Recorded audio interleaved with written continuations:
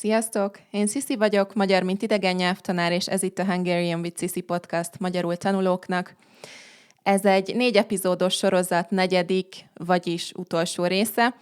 Az előző 3 részben a szótanulásról, a nyelvtantanulásról és a beszédgyakorlásról volt szó, most pedig a motiváció és a türelem lesz a téma. Lehet, hogy azt gondolod, hogy ez a legkevésbé fontos téma a 4 közül, de szerintem ez a legfontosabb. This podcast was made possible thanks to our Patreon community. By joining us, you can access the podcast transcripts and other materials and services for improving your Hungarian. If you want to join us, go to patreon.com/HungarianWithSisi. Először beszéljünk egy kicsit a motivációról. Nagyon sok nyelvtanuló küzd ezzel a problémával, hogy nincs motivációja, nincs mindig kedve tanulni. Sokszor kaptam már azt a kérdést, hogy mit csináljak, ha nincs motivációm? És általában tippeket várnak az emberek, hogy legyen több motivációjuk. De az az igazság, hogy el kell fogadni, hogy ilyen az élet, mindig lesznek napok, amikor az embernek semmi kedve, semmihez. Úgyhogy az én tanácsom az lenne, hogy fogadd el, hogy néha úgy kell tanulni, hogy semmi kedved hozzá. Nem mindig, jó?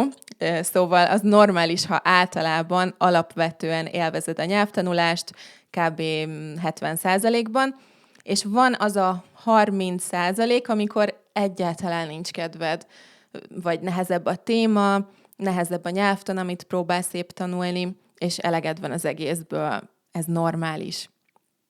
Ha nagy részt szenvedés az egész folyamat, na akkor érdemes megnézni, hogy tanulsz, mert lehet, hogy nem jó a szintednek a forrás, amiből tanulsz, lehet, hogy nem elég érdekes a téma, lehet, hogy túl kevés az input, és túl sokat próbálsz beszélni, anélkül, hogy olvasnál, vagy hallgatnál valamit. Szóval, ha 70%-ban szenvedés és rossz élmény a nyelvtanulás, akkor ott valami nem jó. De ha csak 20-30%-ban rossz, akkor hát azért ez teljesen normális.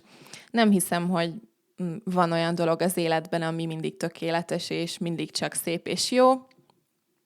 Szerinted van? Szerintem nincs.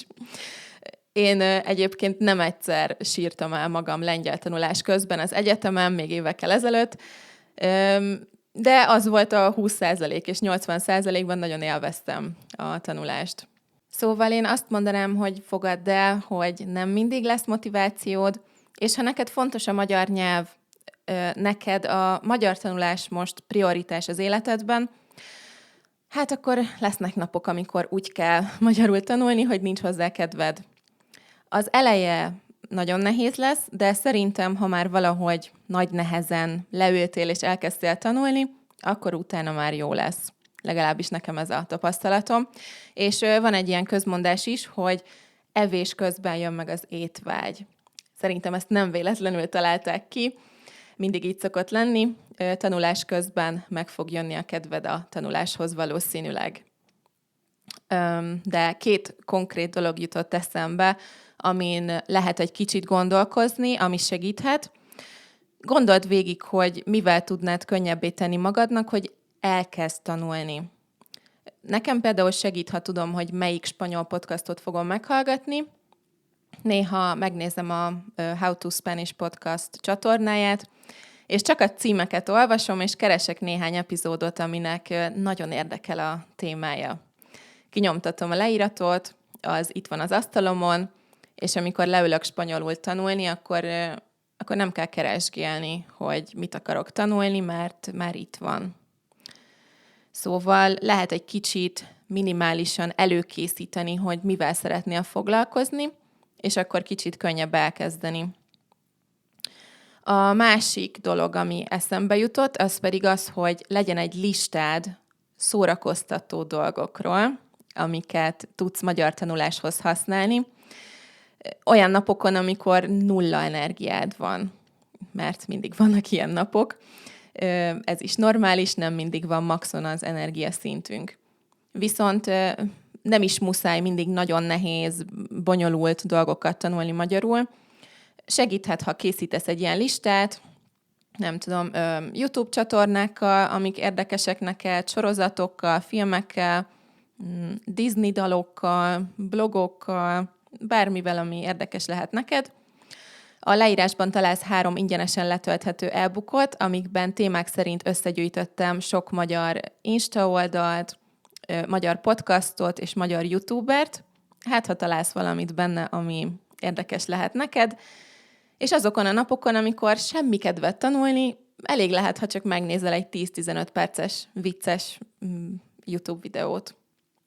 Akkor nem kell jegyzetelni, nem kell csinálni semmi más, csak megnézni a videót, és a lényeg, hogy a rutin megmaradt, hogy nem estél ki a rutinból, foglalkoztál a magyar nyelvvel. Ez a legfontosabb. Na, szerintem ennyit a motivációról, és akkor beszéljünk még egy kicsit a türelemről. Én azt látom, hogy ez a legnehezebb rész mindenkinek, nekem biztos, és eszméletlen mennyire irreális elvárásai vannak a tanulóknak. Persze azt nem lehet megmondani, hogy hány év alatt lehet megtanulni magyarul. Egyébként is mit jelent az, hogy megtanulni? Ki tudja. De azt sem tudom megmondani, hogy hány év eljutni B2-es szintre például, mert tényleg teljesen az egyéntől függ, és attól, hogy mennyit tanul, hogy tanul. Viszont mondok iránymutatónak egy példát a személyes tapasztalataim alapján. Régen tanítottam nyelviskolában, kis csoportos órák voltak, ha jól emlékszem, 6-8 fővel, heti 2 90 perces óránk volt, és volt nagyon minimális házi feladat, nyelvtan és szövegírás. A csoportokban felnőttek voltak, akiknek volt munkahelyük és családjuk. Abban a nyelviskolában a magyarok tankönyvek alapján haladtunk, és egy könyv kb. Egy szint. Viszont nagyon fontos tudni, hogy a közös európai referencia keret szerint az első szint nem A1. Az, hogy nem tudsz semmit egy nyelven, az még nem egy szint. Na, és ezzel a csoporttal szerintem tök jó tempóban haladtunk a nyelviskolában.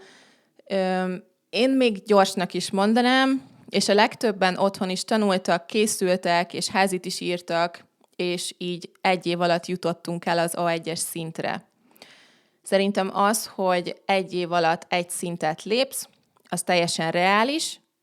Én még gyorsnak is mondanám, de tényleg attól függ, hogy mennyit foglalkozol vele. Tudom, hogy nagyon jól hangzanak azok a kurzusok, amiket úgy reklámoznak, hogy 3 hónap alatt szintet ugorhatsz, de a szintugrás nem a kurzuson múlik, azon múlik, mennyi időt tudsz szánni a nyelvtanulásra. És ha már felnőtt vagy, van családod, és van munkád, akkor egyszerűen nem lesz annyi időd a nyelvtanulásra, mint diákként például. Nem csak időd nem lesz, energiát sem lesz, ugyanannyi legalábbis. És hát a legtöbb dolog nem úgy működik a világon, hogy egyszer elolvasod, és utána tökéletesen tudni fogod örökre. Nagyon sokat kell ismételni. Idő kell az agyadnak is, amíg megjegyez dolgokat. Szóval bármennyire fáj ezt hallani, ha kb. 5 év alatt jutsz el B1-es szintre, az nekem teljesen reálisnak hangzik. Biztos, hogy van olyan ember is, akinek munka és család mellett is van energiája és ideje minden nap 1-2 órát magyarul tanulni, és ő gyorsabban fog haladni, de a tapasztalataim szerint nincs túl sok ilyen ember. Szóval ne aggódj, nincs veled semmi baj. Nem vagy lassú, nem vagy béna. Szinte biztos vagyok benne, hogy csak türelmesebbnek kell lenned magaddal, és elfogadni, hogy biztos középszintre eljutni több év munkája. Ha alapvetően látod a fejlődést, és tudod, hogy szépen lassan mész előre, akkor csak így tovább, ne add fel, egyre jobb és egyre könnyebb lesz, és gondolj arra, hogy aki már magas szinten tud magyarul, az nem úgy jutott el oda, hogy talált valami csodakurzust, vagy valami csoda receptet, és amiatt pár hónap alatt megtanult magyarul, vagy azért, mert ő sokkal okosabb, mint te. Ő úgy jutott oda, hogy sok-sok éven keresztül nem adta fel. Jó? Évek. Bármennyire fáj, ha a nyelvtanulásról van szó, akkor évekről kell beszélnünk. Ez nem valószínű, hogy gyorsabb folyamat lesz. A türelemmel kapcsolatban is meg akartam osztani egy közmondást, ami az, hogy a türelem rózsát terem. Szerintem nagyon szép közmondás. A rózsáknak is kell 1-2 év, amíg megnőnek, és viráguk lesz, és közben foglalkozni kell velük. Ha nem öntözöd őket, akkor nem fognak nőni. Úgyhogy gondolj úgy magadra, hogy te is egy rózsa vagy, akkor ha könnyebb lesz türelmesnek lenni magaddal. Mert biztos vagyok benne, hogy egy virágtól nem várod el, hogy gyorsabban nőjön, olyan gyorsan nő, ahogy csak tud. Úgyhogy ne várd el magadtól se. Na, ez volt a Hogy tanulj magyarul 2024-ben sorozat utolsó része. Remélem érdekes volt, és voltak benne új gondolatok, amik segítenek majd a magyar tanulásban. Köszönöm szépen, hogy itt voltál, nem sokára találkozunk a következő részben. Addig is szép napot!